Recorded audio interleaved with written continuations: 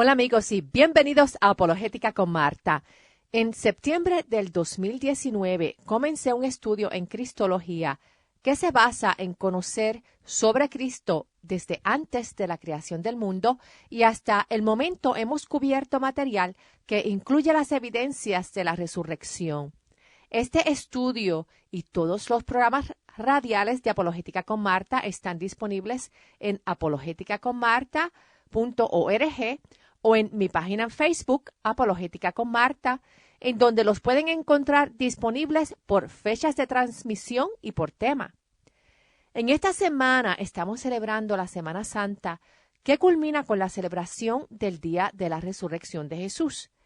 Esta Pascua del 2020 será mayormente celebrada con mensajes en línea y en hogares que nos recuerda de esas primeras Pascuas en el primer y segundo siglo, en donde la Iglesia de Cristo se reunía en hogares para confraternizar y adorar juntos a Jesús. Sin embargo, para comprender cuál es el profundo significado de la crucifixión y la resurrección, vamos a ir atrás, siglos atrás, hacia el tiempo de Moisés y la esclavitud del pueblo de Israel en Egipto. En los 1500 a.C., el pueblo de Israel que vivía en Egipto vivía en un estado de esclavitud, de opresión y de persecución. A los varones nacidos de las israelitas los asesinaban para ellos poder controlar la población y evitar que los israelitas fuesen más poderosos que los egipcios. La madre de Moisés, en un intento de salvarle la vida, lo puso en un cesto en el río. La hija de Faraón encontró el cesto con el bebé Moisés flotando en el río y lo adoptó como su hijo. Cuando Moisés creció, él vio el abuso en contra del pueblo de Israel y un día, en defensa de un hebreo, Moisés mató a un egipcio. Esto causó que Moisés huyera a la tierra de Madián. Allí se casó con Séfora, que era hija de Jetro. Jetro era el sacerdote de Madián. Un día en Madián, Dios se le apareció a Moisés en la zarza ardiente y le ordenó a Moisés regresar a Egipto para liberar al pueblo de Israel de la esclavitud. Moisés se presentó ante Faraón con el mensaje de Dios de que liberara al pueblo, pero Faraón era muy obstinado. Dios envió 10 plagas a Egipto. Estas plagas eran la plaga de sangre, la plaga de ranas, la plaga de mosquitos, la plaga de tábanos, la plaga en el ganado, la plaga de úlceras, la plaga de granizo, la plaga de langostas, la plaga de tinieblas y la plaga en contra de los primogénitos. Faraón se resistió en liberar al pueblo hebreo de la esclavitud en todas las plagas, excepto en la plaga de los primogénitos. Y es aquí en donde vemos una sombra de lo que sucedería en el futuro en la vida de Jesús y su mensaje de salvación. Jesús era el primogénito de Dios que eventualmente traería la salvación del mundo. Moisés instruyó al pueblo hebreo y le dio las instrucciones de Dios a seguir la noche antes de ellos salir de Egipto. Ellos tenían que tomar un cordero de sus rebaños, reunirse en familias y celebrar la Pascua comiendo del cordero.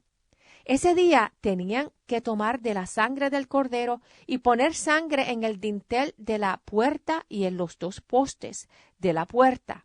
Nadie podía salir de la casa hasta la mañana siguiente, ya que el ángel de la muerte pasaría por todo Egipto esa misma noche.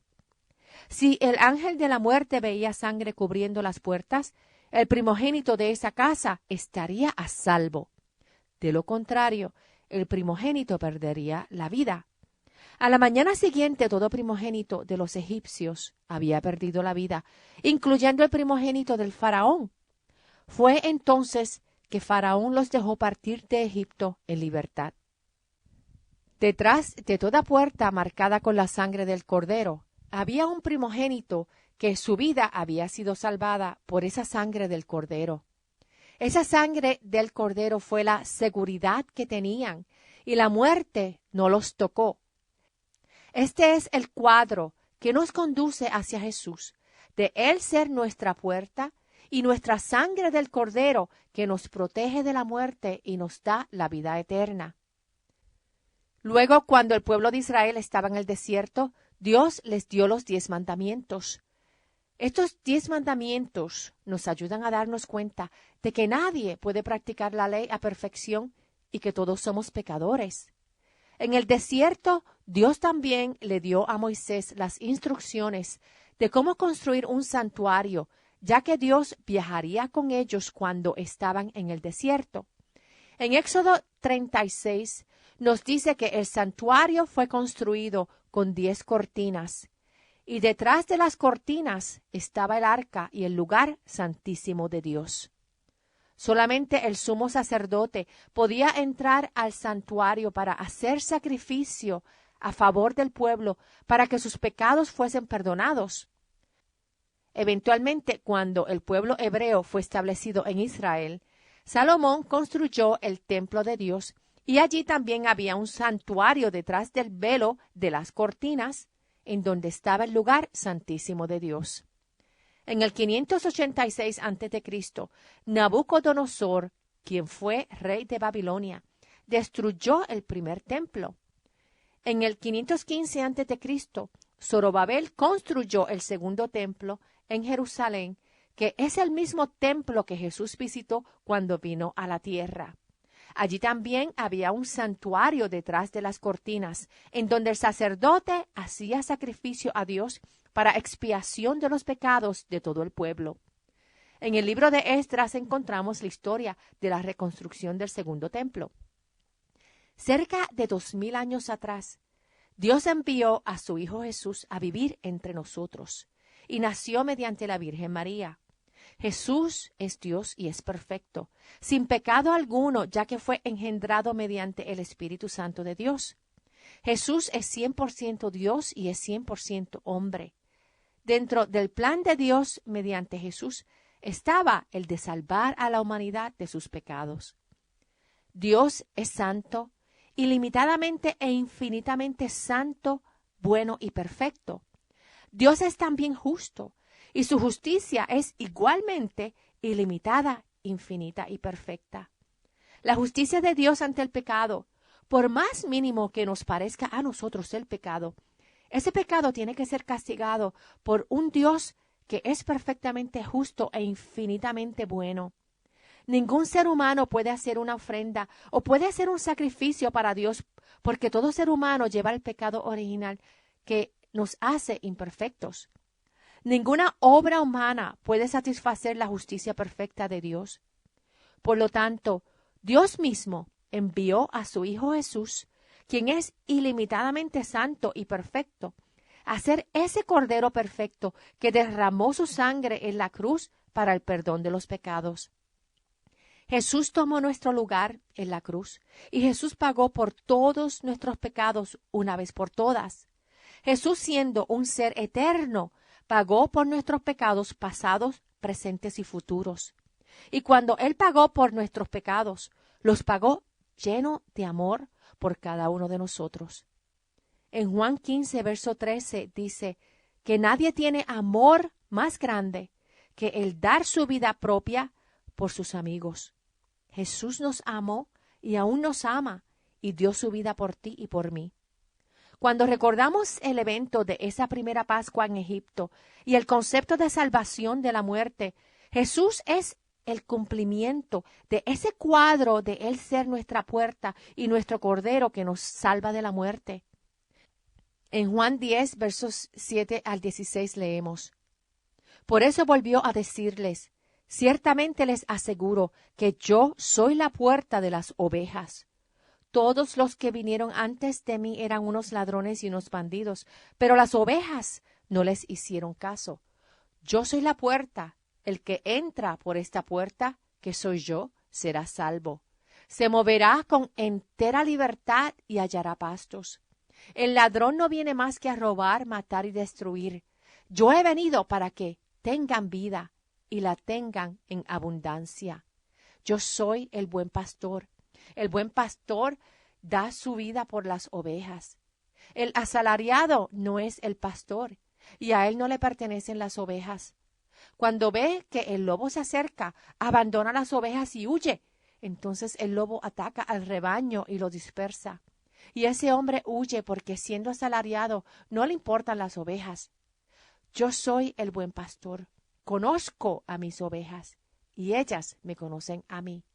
Así como el Padre me conoce a mí y yo lo conozco a él y doy mi vida por las ovejas. Tengo otras ovejas que no son de este redil y también a ellas debo atraerlas. Así ellas escucharán mi voz y habrá un solo rebaño y un solo pastor. Cuando Jesús murió en la cruz, algo bien importante inmediatamente sucedió. En Mateo 27, verso 51, nos dice que inmediatamente que Jesús expiró y entregó su espíritu, en ese momento la cortina del santuario del templo se rasgó en dos de arriba abajo. Esta era la cortina que separaba el lugar santo del lugar santísimo.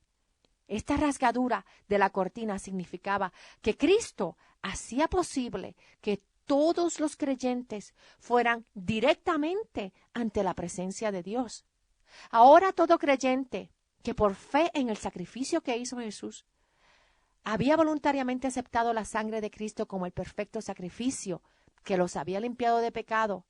Ahora este creyente era justificado, era redimido, era perdonado y era santificado para poder tener un acceso directo a Dios Padre. Las ofrendas, los ritos y los sacrificios que se hacían en el templo eran solo una sombra que serían sustituidos por el verdadero sacrificio.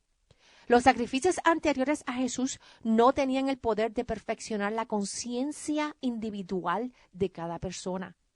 Sin embargo, el sacrificio de Jesús sí tiene el poder de santificar y de perfeccionar nuestra conciencia, de liberarnos de pecado y de vestirnos con la vida eterna. En Hebreos 9, versos 27 y 28 dice, y así como está establecido que los seres humanos mueran una sola vez y después venga el juicio, también Cristo fue ofrecido en sacrificio una sola vez para quitar los pecados de muchos y aparecerá por segunda vez, ya no para cargar con pecado alguno, sino para traer salvación a quienes lo esperan. Jesús murió en la cruz, fue sepultado y resucitó al tercer día. La resurrección de Jesús es la evidencia que nos da la certeza, que nos asegura, que nos promete, que nos da esperanza a una realidad de que nuestro cuerpo, una vez resucitado, será como el cuerpo de Jesús. Nuestro cuerpo resucitado tendrá carne y hueso. Nuestro cuerpo resucitado se podrá tocar y sentir. Nuestro cuerpo resucitado podrá comer y beber y será reconocido por otras personas. Sobre 500 personas fueron testigos de ver a Jesús resucitado. A Jesús lo tocaron, lo vieron comer y conversaron con él luego de su resurrección. Según 1 Corintios 15, Jesús se le apareció a Cefas y luego a los 12 apóstoles. Después se apareció a más de 500 hermanos a la vez, la mayoría de los cuales vivían todavía cuando Pablo escribió la carta a los Corintios. Luego Jesús se apareció a Jacobo, que era el hermano incrédulo de Jesús, y quien, a causa de su conversión, vino a ser el líder de la iglesia en Jerusalén. Más tarde, Jesús se le apareció a todos los apóstoles nuevamente antes de su ascensión al cielo. Y por último, se le apareció a Pablo cuando él se dirigía a Damasco a perseguir a los cristianos. Jacobo y Pablo eran dos personas que no creían en la deidad de Jesús. Sin embargo, una vez que Jesús se les apareció después de su resurrección, ellos vinieron a ser líderes eficaces de la iglesia de Jesús, y ambos murieron martirizados por su fe en Jesús. En 1 Corintios 15, del versos 42 en adelante, Pablo nos habla sobre cómo serán nuestros cuerpos resucitados. Él dice, así sucederá también con la resurrección de los muertos. Lo que se siembra en corrupción resucita en incorrupción. Lo que se siembra en oprobio resucita en gloria. Lo que se siembra en debilidad resucita en poder. Se siembra un cuerpo natural, resucita un cuerpo espiritual. Si hay un cuerpo natural, también hay un cuerpo espiritual. Así está escrito. El primer hombre, Adán, se convirtió en un ser viviente. El último Adán, en el espíritu que da vida. No vino primero lo espiritual, sino lo natural, y después lo espiritual. El primer hombre era de polvo de la tierra, el segundo hombre del cielo. Como es aquel hombre terrenal, así son también los de la tierra. Y como es el celestial, así son también los del cielo. Y así como hemos llevado la imagen de aquel hombre terrenal, llevaremos también la imagen del celestial. Les declaro, hermanos, que el cuerpo mortal no puede heredar el reino de Dios, ni lo corruptible puede heredar lo incorruptible. Fíjense bien en el misterio que les voy a revelar. No todos moriremos, pero todos seremos transformados en un instante, en un abrir y cerrar de ojos, al toque final de la trompeta, pues sonará la trompeta y los muertos resucitarán con un cuerpo incorruptible, y nosotros seremos transformados. Pero lo corruptible tiene que revestirse de lo incorruptible, y lo mortal de inmortalidad. Cuando lo corruptible se revista de lo incorruptible y lo mortal de inmortalidad, entonces se cumplirá lo que está escrito. La muerte ha sido devorada por la victoria. Cuando meditamos en el significado de la resurrección, ¿a qué conclusiones podemos llegar? Podemos conocer que Dios ama profundamente a los seres humanos que Él ha creado. Todo ser humano ha sido creado por Dios. En Él vivimos, nos movemos y existimos. Somos sus descendientes. Y porque tanto amó Dios al mundo que dio a su Hijo unigénito, para que todo el que cree en Él no se pierda, sino que tenga la vida eterna. Aun cuando los seres humanos están en pecado, Jesús busca a las ovejas perdidas para mantenerlas seguras en su redil. Mediante la vida, muerte y resurrección, podemos conocer que Jesús conoce nuestro dolor y nuestras angustias. Jesús experimentó tentaciones cuando estuvo en el desierto por 40 días.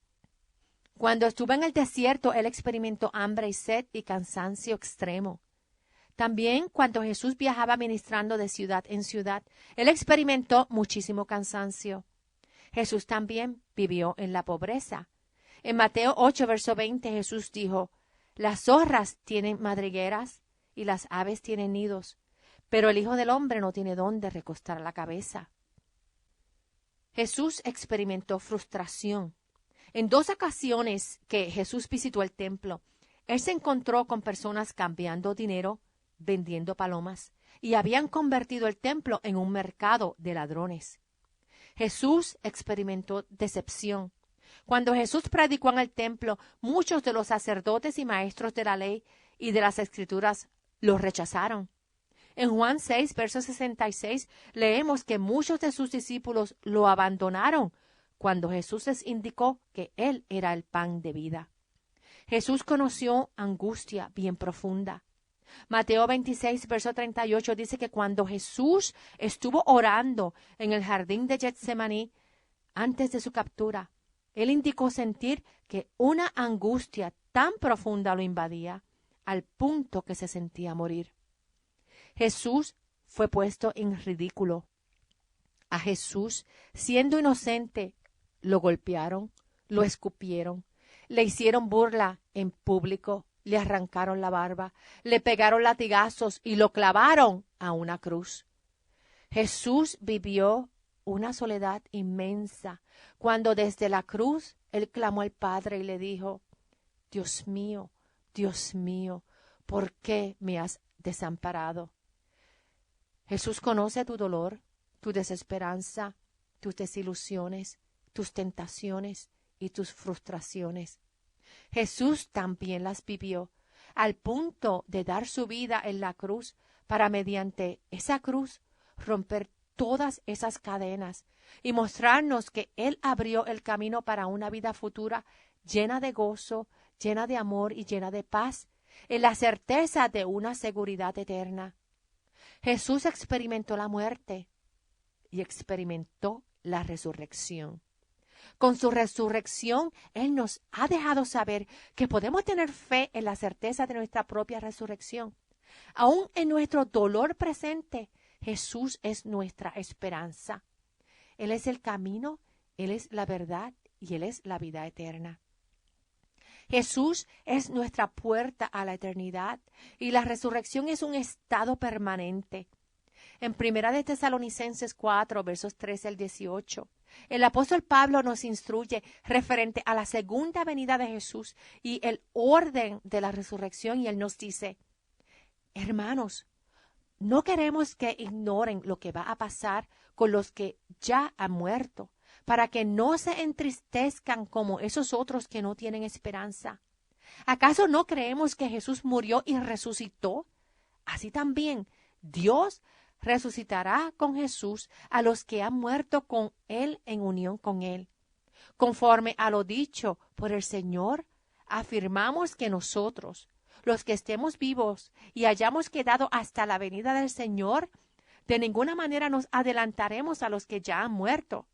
El Señor mismo descenderá del cielo con voz de mando, con voz de arcángel y con trompeta de Dios, y los muertos en Cristo resucitarán primero. Luego, los que estemos vivos, los que hayamos quedado, seremos arrebatados junto con ellos en las nubes para encontrarnos con el Señor en el aire, y así estaremos con el Señor para siempre. Por lo tanto, anímense unos a otros con estas palabras. Nuestra resurrección será una resurrección física, con cuerpos glorificados como el de Jesús y diseñado para vivir eternamente. En esta Semana Santa que recordamos y celebramos la muerte y la resurrección de Jesús, recuerda que el sepulcro quedó vacío. El sepulcro ya no contiene tus pecados, ni tus fracasos, ni tu muerte. El sepulcro quedó vacío por siempre. Cristo es tu puerta a una nueva vida. Él te viste de su santificación y Él es tu camino a la vida eterna. Confía en Jesús siempre y disfruta hoy ese regalo de salvación y vida eterna, lleno del amor eterno e infinito de Jesús. Te invito a que visites mi página en Facebook, Apologética con Marta, y la página en línea apologeticaconmarta.org, en donde puedes encontrar todos los programas radiales en archivo, incluyendo los podcasts, tanto por fecha de transmisión como por tema. Allí también vas a encontrar libros recomendados en la apologética cristiana y enlace de otras organizaciones dedicadas a equipar a adultos y estudiantes en el conocimiento de Dios mediante la apologética cristiana. Nuevamente, el enlace es apologeticaconmarta.org. Y si tienen alguna pregunta o comentario, me pueden llamar al 404-483-4132. Es 404-483-4132. Que Dios los bendiga y hasta el próximo programa. Chao.